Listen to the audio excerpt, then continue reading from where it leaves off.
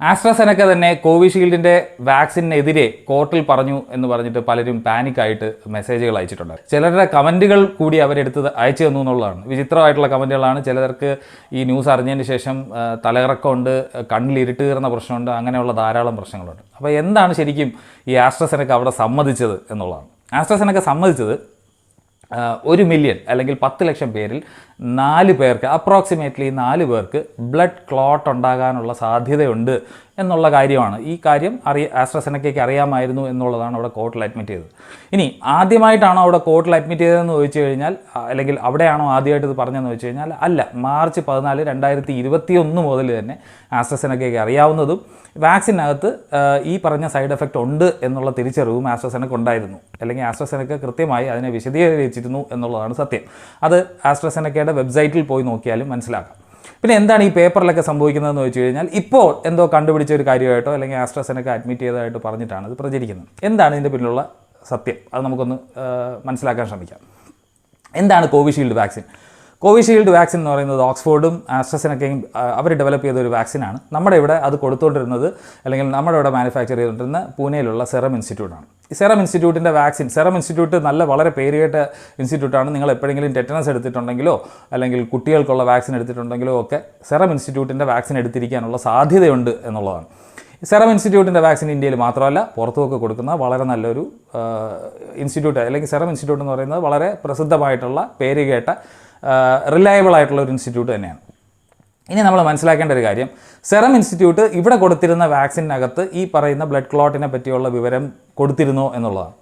എല്ലാ മരുന്നുകൾ വാങ്ങിക്കുമ്പോഴും, അല്ലെങ്കിൽ നിങ്ങൾ പലപ്പോഴും കടയിൽ നിന്ന് ഈ കവറിനകത്തൊക്കെ വരുന്ന ടാബ്ലറ്റോ അല്ലെങ്കിൽ മരുന്നോ ഒക്കെ വാങ്ങിക്കുമ്പോൾ അതിനകത്ത് ഒരു ഇൻസേർട്ട് കാണും. ഇൻസേർട്ട് എന്ന് പറഞ്ഞാൽ പില്ലെന്ന് പറഞ്ഞാൽ നമ്മൾ ഇതിനു മുമ്പ് ലൂസിയിൽ അതിനെപ്പറ്റി ഒരു വീഡിയോ ചെയ്തിട്ടുണ്ട്. അതെടുത്ത് നോക്കിക്കഴിഞ്ഞാൽ ഇതിനെപ്പറ്റിയുള്ള കംപ്ലീറ്റ് ഇൻഫർമേഷൻ, അതിൻ്റെ നോൺ സൈഡ് എഫക്ട്സ്, അതുപോലെ തന്നെ എങ്ങനെയാണ് ഇത് തിരിച്ച് റിപ്പോർട്ട് ചെയ്യേണ്ടത്, ഈ കാര്യങ്ങളൊക്കെ, അതായത് സൈഡ് എഫക്ട്സ് എന്തെങ്കിലും നിങ്ങൾ അനുഭവപ്പെടുകയാണെങ്കിൽ എങ്ങനെ ഈ കമ്പനിയെ അറിയിക്കണം എന്നുള്ളതിനെ പറ്റിയൊക്കെ ഒരു സാധനം കാണും. പിൽ എന്ന് പറയും, അല്ലെങ്കിൽ നമുക്കൊരു പാക്കറ്റ് ഇൻസേർട്ട് എന്നൊക്കെ പറയാൻ പറ്റുന്ന, അതിനകത്ത് വളരെ വ്യക്തമായിട്ട് സെറം ഇൻസ്റ്റിറ്റ്യൂട്ട് പറഞ്ഞിരുന്നത് 1 ലക്ഷത്തിൽ ഒരാൾക്ക് എന്ന തോതിൽ ഈ പറയുന്ന ബ്ലഡ് ക്ലോട്ട് ഉണ്ടാവാനുള്ള സാധ്യതയുണ്ട് എന്നുള്ളതാണ്. പിന്നെ അങ്ങോട്ടുള്ള ശാസ്ത്രീയമായിട്ടുള്ള പഠനങ്ങളൊക്കെ കാണിക്കുന്നത് അങ്ങനെ ഒരു സംഭവം ഉണ്ടായിട്ടില്ല, അല്ലെങ്കിൽ 10 ലക്ഷം പേരിൽ 4 പേർക്ക് എന്നുള്ള തോതിലാണ് ഈ പറയുന്ന സംഭവം കാണുന്നത് എന്നുള്ളത്. ഈ പറയുന്ന സൈഡ് എഫക്റ്റ് കാണും. സൈഡ് എഫക്റ്റ് ഉണ്ടാകുന്നു എന്നേ ഉള്ളൂ. ഈ 4 പേര് മരിക്കുന്നു എന്നല്ല അതിൻ്റെ അർത്ഥം. ഇനി ഒരു വാക്സിൻ കൊടുക്കുന്നതിൻ്റെ ഉദ്ദേശം എന്താണ്?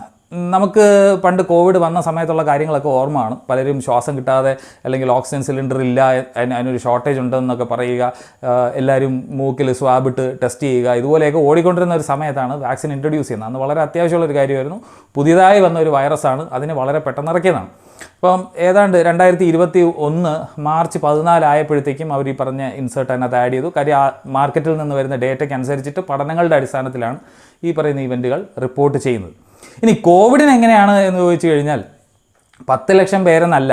ഇപ്പോൾ നിങ്ങൾ ഒരു 1 ലക്ഷം പേരുടെ കാര്യം എടുക്കുകയാണെന്നുണ്ടെങ്കിൽ, അല്ലെങ്കിൽ പെർസെൻറ്റേജ് വൈസ് പറയുകയാണെങ്കിൽ ഒരു 4 മുതൽ 25% വരെയൊക്കെയാണ് ഈ ബ്ലഡ് ക്ലോട്ട് ഉണ്ടാകാനുള്ള സാധ്യത കോവിഡ് ഇൻഫെക്ഷൻ വന്നു കഴിഞ്ഞാൽ എന്നുള്ളതാണ് സത്യം. അപ്പോൾ ഈ ബ്ലഡ് ക്ലോട്ടുകൾ ഉണ്ടാകുന്നതിന് കാരണം വാക്സിൻ അല്ല, ഈ കോവിഡിൻ്റെ വൈറസാണ് എന്നുള്ളത് തന്നെയാണ് നമ്മൾ അന്ന് തന്നെ മനസ്സിലാക്കിയിരുന്ന ഒരു കാര്യം. കാര്യം ഈ വൈറസിൻ്റെ ഒരു സ്വഭാവമാണ് ഈ പറഞ്ഞ സംഭവം ഉണ്ടാകുക. ഇനിയിപ്പോൾ ഈ വരുന്ന സാധനം എന്ന് പറയുന്നത് കൂടുതലും പറയുന്നത് TTS എന്നാണ്. എന്താണ് ഈ TTS? ത്രോംബോട്ടിക് ത്രോംബോസൈറ്റോപീനിയ സിൻഡ്രോം എന്ന് പറയാൻ പറ്റുന്ന ഒരു കണ്ടീഷനാണ് ഈ TTS എന്ന് പറയുന്നത്. ഈ TTS ഉണ്ടാകുന്നത് വാക്സിൻ എടുക്കുമ്പോൾ മാത്രമല്ല, അല്ലാതെ വേറെ പല അസുഖങ്ങളുണ്ടാകുമ്പോഴും രക്തക്കുഴലിൽ രക്തം കട്ട പിടിക്കുകയും അതിനെയാണ് ത്രോംബോസിസ് എന്ന് പറയുന്നത്. രക്തക്കുഴലിൽ കൂടുതലും ഇപ്പോൾ ഈ വരുന്ന കേസുകളിലൊക്കെ എന്ന് പറഞ്ഞു കഴിഞ്ഞാൽ മസ്തിഷ്കത്തിൽ ഉള്ള രക്തക്കുഴലുകളിലുള്ളിൽ കട്ട പിടിക്കുക എന്നുള്ളതാണ്.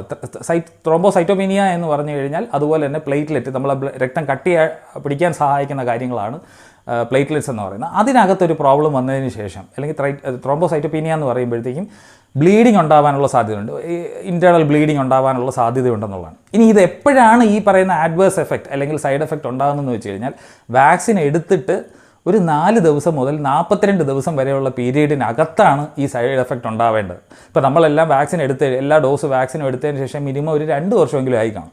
അപ്പോൾ ഇപ്പോൾ ഉള്ള ആർക്കും ഈ സൈഡ് എഫക്റ്റ് ബാധകമല്ല. ഇത് എടുക്കുന്ന സമയത്ത് ഇപ്പോൾ ഇത് മാത്രമല്ല സൈഡ് എഫക്റ്റ് എന്ന് പറയുന്നത്. ഇപ്പോൾ നമുക്ക് ഒരു വാക്സിൻ എടുക്കാൻ പോകുമ്പോൾ അവർ 10 മിനിറ്റ് അവിടെ കിടത്തുന്നത് കാണാം. അതിൻ്റെ കാര്യം എന്ന് വെച്ചാൽ എന്തെങ്കിലും അലർജിക് ആയിട്ടുള്ള റിയാക്ഷൻ ഉണ്ടോ, അല്ലെന്നുണ്ടെങ്കിൽ വേറെ എന്തെങ്കിലും പ്രശ്നമുണ്ടോ, ഇനി നമുക്ക് ഒരു ദിവസം കഴിയുമ്പോൾ ഒരു ചെറിയ പനി വരികയാണെങ്കിൽ അതും ഇതിൻ്റെ ഒരു സൈഡ് എഫക്റ്റ് ആണ്, അല്ലെങ്കിൽ ഈ വാക്സിൻ കുത്തിവെക്കുന്നതുകൊണ്ട് നമുക്കുണ്ടാകുന്ന ഒരു കാര്യം തന്നെയാണ്, ഒരു ആഡ്വേഴ്സ് ആയിട്ടുള്ള ഇതാണ്. പക്ഷേ ആ ഫീവർ എന്ന് പറയുന്നത് നമുക്കൊരു ഇൻഷുറൻസ് ആണ്, ഈ വാക്സിൻ വർക്ക് ചെയ്തു എന്നുള്ള ഒരു സംഗതിയും കൂടെ നമുക്ക് അറിയാൻ പറ്റുന്ന ഒരു കാര്യമാണ്. അപ്പോൾ അതിനെയൊന്നും നമ്മൾ സീരിയസ് ആയിട്ടുള്ള സൈഡ് എഫക്റ്റ് ആയിട്ട് കാണാറില്ല. പക്ഷേ ഈ പറയുന്ന പ്രശ്നം നമ്മൾ ഓരോരുത്തരുടെയും ജനിതക വ്യത്യാസം ഉണ്ടല്ലോ, നമ്മളെല്ലാവരും ഒരുപോലെയുള്ള ഒരു സമൂഹമല്ല, ഓരോരുത്തർക്കും ജനിതകപരമായി തന്നെ വ്യത്യാസമുണ്ട്. അപ്പോൾ എല്ലാവർക്കും കൊടുക്കുന്ന ഒരു ബയോകെമിക്കൽ ഒരുപോലെ വർക്ക് ചെയ്യണമെന്നില്ല, അതിനകത്തുള്ള വ്യത്യാസം അല്ലെങ്കിൽ ചില മ്യൂട്ടേഷൻസ് ഉള്ള ആളുകൾക്കായിരിക്കും ഇത് കൂടുതൽ പ്രശ്നമായിട്ട് ഉണ്ടാവുക എന്നുള്ളതാണ്.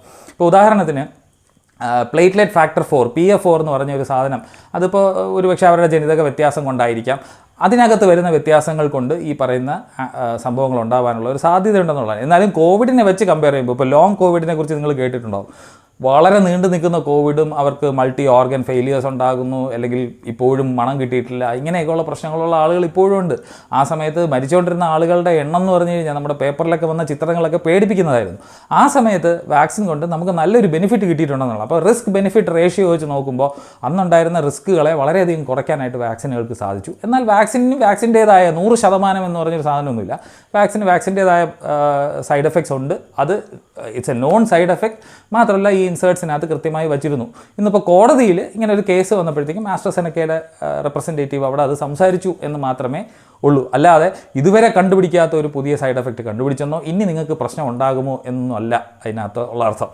ഇനി ഇതിനകത്ത് തന്നെ ഇതൊരു എന്താ പറയുക, ഒരു മോണോവാലൻ്റ് ആയിട്ടുള്ള ഒരു അഡനോ വൈറസ് വെക്ടർ വാക്സിൻ ആയിരുന്നു ഈ കോവിഷീൽഡ് എന്ന് പറഞ്ഞു കഴിഞ്ഞാൽ. പുറത്തൊക്കെ mRNA വാക്സിനാണ് കൊടുത്തത്. പലരും വിചാരിക്കുന്നതെന്ന് പറഞ്ഞു കഴിഞ്ഞാൽ ഈ വാക്സിൻ എടുക്കുന്നത് വഴി നമ്മുടെ ശരീരത്തിലേക്ക് വൈറസ് കയറുന്നു എന്നുള്ളതാണ്. അങ്ങനെ വൈറസിനെ മുഴുവനായിട്ട് കയറ്റിവിടുന്ന പരിപാടി അല്ല ഈ വാക്സിൻ എന്ന് ഇതിനു മുമ്പും ഉള്ള COVID-19 പറ്റിയും വാക്സിനേഷനെ പറ്റിയുള്ള വീഡിയോയിലും ലൈവിലും എക്സ്പേർട്സിനെ കൊണ്ടുവന്നൊക്കെ നമ്മുടെ ചാനലിൽ തന്നെ ചെയ്തിട്ടുള്ളതാണ്. അപ്പോൾ ഇതൊരു അഡനോ വൈറസ് വെക്ടർ വാക്സിൻ ആയതുകൊണ്ട് തന്നെ അതിൻ്റെ സ്പൈക്ക് പ്രോട്ടീൻ മാത്രം ഉപയോഗിച്ചിട്ടാണ് നമ്മുടെ ശരീരത്തിൽ ആൻറ്റിബോഡീസ് ഉണ്ടാക്കാനായിട്ട് അല്ലെങ്കിൽ റെസ്പോൺസ് ട്രിഗർ ചെയ്യാനായിട്ട് ഉപയോഗിച്ചുകൊണ്ടിരുന്നത് എന്നുള്ളതും കൂടെ നമ്മൾ ഓർക്കുക. അപ്പോൾ ഈ സൈഡ് എഫക്ട്സ് എല്ലാം ഒരു 4 മുതൽ 42 ദിവസം വരെ ഉള്ള സമയത്ത് ഉണ്ടായിട്ടുണ്ടെങ്കിൽ മാത്രമേ അതൊരു സംഭവമായിട്ടുള്ളൂ. അതൊക്കെ ക്ലോസ് ആയിട്ട് മോണിറ്റർ ചെയ്തിരുന്നു. അങ്ങനെയാണെങ്കിൽ തന്നെ ഛർദ്ദിക്കാൻ വരിക, ബാക്ക് പെയിൻ, അല്ലെങ്കിൽ കാലിൽ നീര് വരിക തുടങ്ങിയ കാര്യങ്ങളൊക്കെ ഒരു 4 ദിവസത്തിന് അകത്ത് തന്നെ നിങ്ങളത് കണ്ടിട്ടുണ്ടെങ്കിൽ നിങ്ങൾ അപ്പോൾ ഡോക്ടറിനെ കൺസൾട്ട് ചെയ്തിരുന്നെങ്കിൽ അതിൻ്റെ ഒരു സൈഡ് എഫക്റ്റ് ആയിട്ട് റെക്കഗ്നൈസ് ചെയ്യും, ഡോക്ടർ അതിന് വേണ്ടിയിട്ടുള്ള കാര്യങ്ങൾ ചെയ്യുമായിരുന്നേ ഉള്ളൂ. ഈ സമയത്ത് ഇപ്പോൾ കിടന്ന് പേടിക്കുന്നതിൽ പ്രത്യേകിച്ച് യാതൊരു കാര്യമില്ല. അതൊന്നും അന്ന് എടുത്ത വാക്സിൻ്റെ സൈഡ് എഫക്റ്റ് അല്ല. ആ അഡനോ വൈറസ് വെക്ടർ വാക്സിൻ ആയതുകൊണ്ട് തന്നെ അതൊരു ഡെലിവറിക്ക് വേണ്ടി ഒരു അഡനോ വൈറസിനെ ഉപയോഗിക്കുന്നു, ഇനാക്റ്റീവായിട്ടുള്ള, അല്ലെങ്കിൽ ഒരു വെക്ടറായിട്ട് മാത്രം അതിനെ ഉപയോഗിക്കുന്നു, ആ സ്പൈക്ക് പ്രോട്ടീൻ ഡെലിവറി ചെയ്യാൻ വേണ്ടിയിട്ട് മാത്രം.